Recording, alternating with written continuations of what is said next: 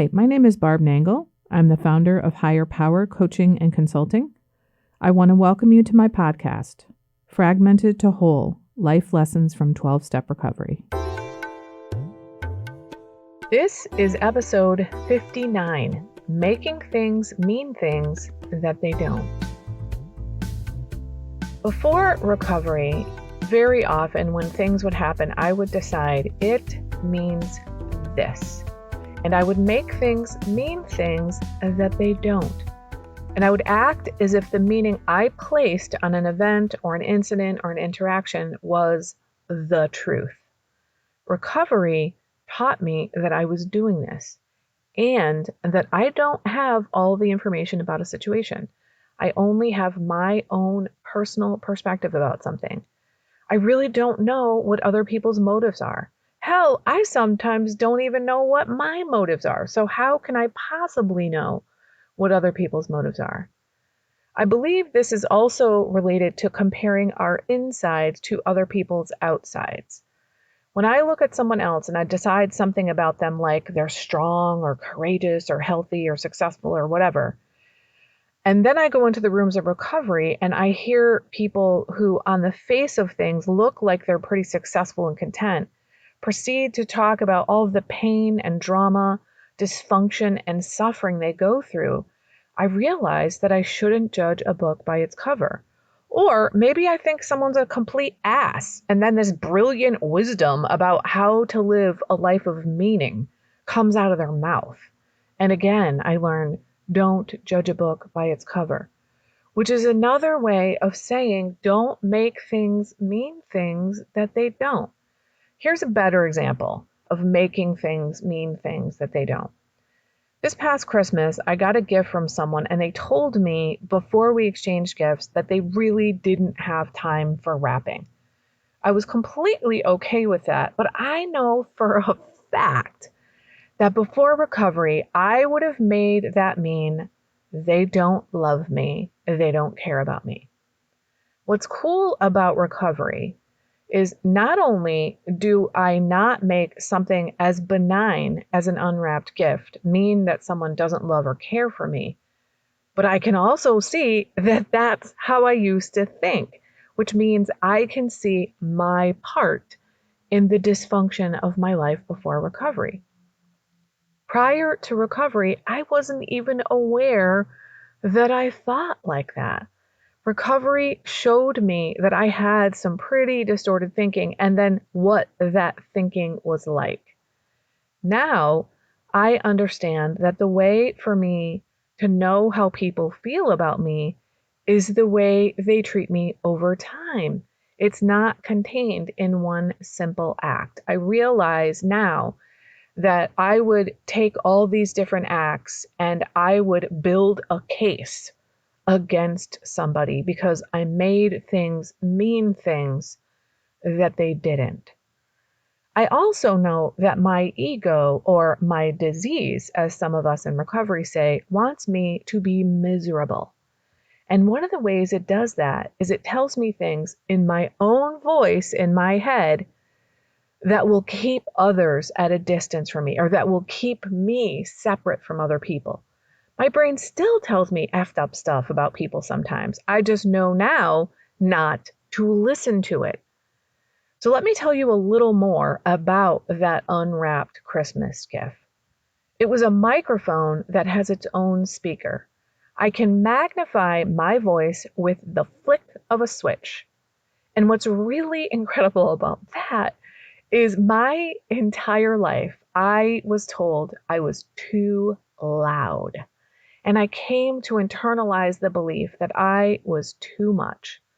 So to have somebody give me a gift that super validates who I am and gives me the message that I need to be heard, and not only heard, but that my voice needs to be magnified. Now that is an incredible gift.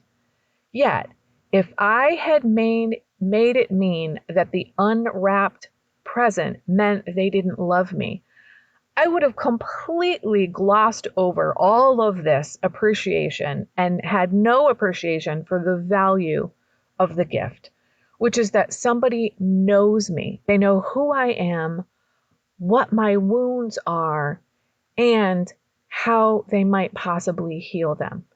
Here's a little more about that scenario. After telling me they didn't have time to wrap my gift, they took some wrapping paper from a present I'd given them and they'd already unwrapped and just like really sloppily kind of like wound it around the present and handed it to me. And we were both laughing by this time. And I was like, did you get that wrapped at Macy's? And we laughed and laughed and laughed our asses off at the absurdity of that statement. People, this is what life is about. It's about relaxing and having fun with our lives, with the people we care about, instead of holding people to impossible standards and making things mean things that they don't. And if we're holding people to impossible standards, we probably didn't even tell them about them. Let me use this gift wrapping example to illustrate my unspoken standards. Before recovery, I wanted beautifully wrapped presents, but I never told anybody that. I expected them to know. And then if they didn't do it, I made it mean they don't really love me. Let's move on to another example. I know this still sometimes happens to me, and I still need to be reminded, don't make things mean things that they don't. I'll send somebody a text message to let them know I'm thinking of them. Consciously, I'm thinking of them and want them to know. But clearly, there's something else going on subconsciously. Because if they don't respond in the next couple of days, my subconscious thinking kicks in, and I make it mean they don't love me, they're not my friend, they don't care about me, I'm much less important to them than they are to me. And then they'll write back something like, love you, I'm so happy you sent me this message and to know that you were thinking of me. What was really going on is that they were busy. So I made this delay in response, which I assumed was a non-response, mean they don't love me. I don't matter. Are you doing that?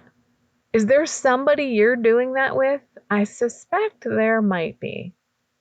One of the ways that this kind of thinking can be cleared up is to directly communicate with people. That is, if somebody says something that you're unclear about, or they do something that you're unclear how to interpret, you ask what they meant.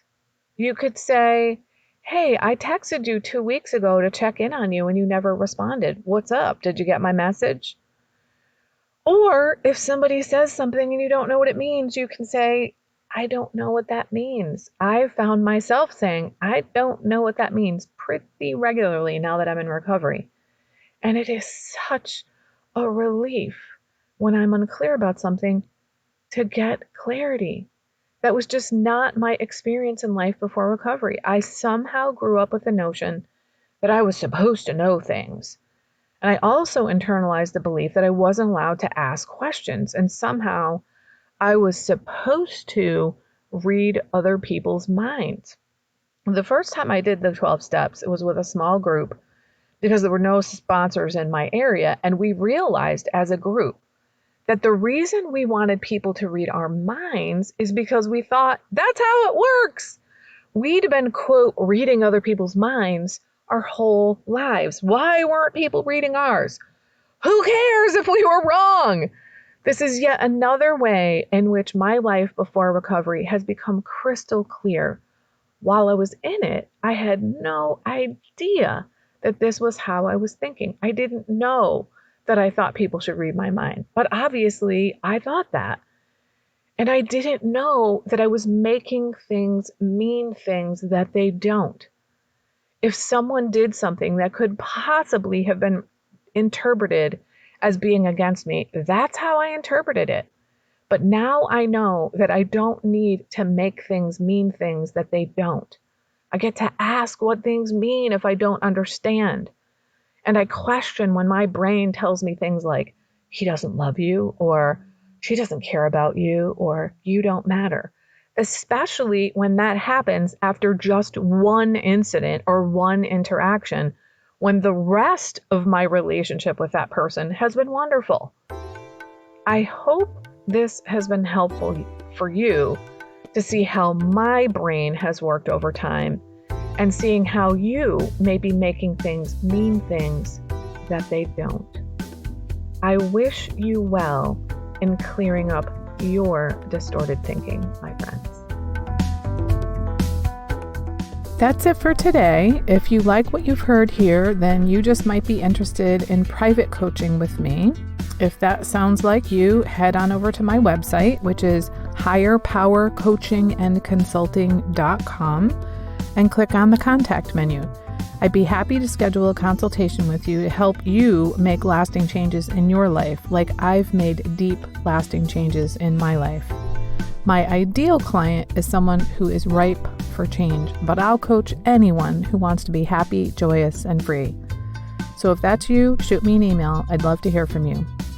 Thanks for listening. Be sure to like and subscribe so you can be sure to get future episodes of my podcast. Thanks again.